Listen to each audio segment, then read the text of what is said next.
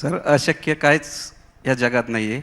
विशालजी, मी news 18 मराठीचं मनापासून धन्यवाद व्यक्त करतो. कारण 15/4/2007ला मी नर्सरीचा व्यवसाय चालू केला आणि मला वाटते एकाच महिन्यात मला सेम अशी संधी उपलब्ध करून दिली ती.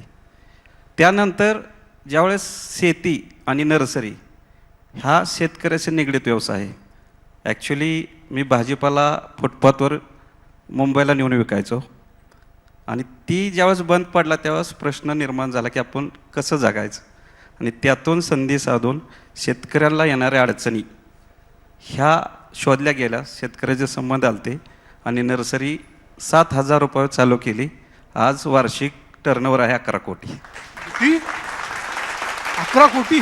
त्याचं कारण असं आहे की मी फक्त माझे मित्र असतील, माझे रिलेटिव्ह असतील, सगळी व्यवसायामध्ये आहेत.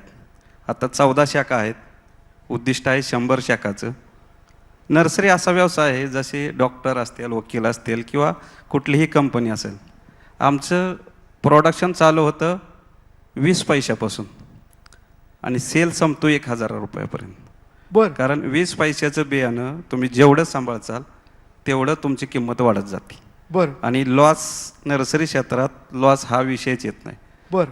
ज्यांनी प्रामाणिक व्यवसाय केला त्यांना कधीच तोटा हा ह्या क्षेत्रात नाही. मी तरुण उद्योजकांना एकच सांगू इच्छितो की तुम्ही कुठलाही व्यवसाय करत असताना तुमचा रोडमॅप तयार पाहिजे.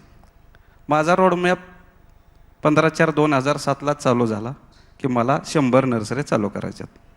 आणि ते चालू करत असताना माझ्याबरोबर जे माझी सर्व टीम आहे, म्हणजे सर्व रिलेटिव्ह किंवा मित्रमंडळी, ह्यांना कुठलंही सर शिक्षण नाही आणि मलाही शिक्षण नाही. माझं फक्त 10वी शिक्षण आहे. पण एकाच व्यवसाय न राहता माझ्या आता जवळपास 7 कंपन्या आहेत आणि टोटल कंपनीचा टर्नओव्हर जर बघितला गेला तर हजारो कोटीच्या पुढे गेला. कोण कहता है आसमां में छेद नहीं होता, बस तब्येत से पत्थर उछाल होतो असं म्हणलं जातं. तसं तुम्ही सगळं केलेलं आहे. वा वा, खूप म्हणजे याबद्दल कौतुकच आहे.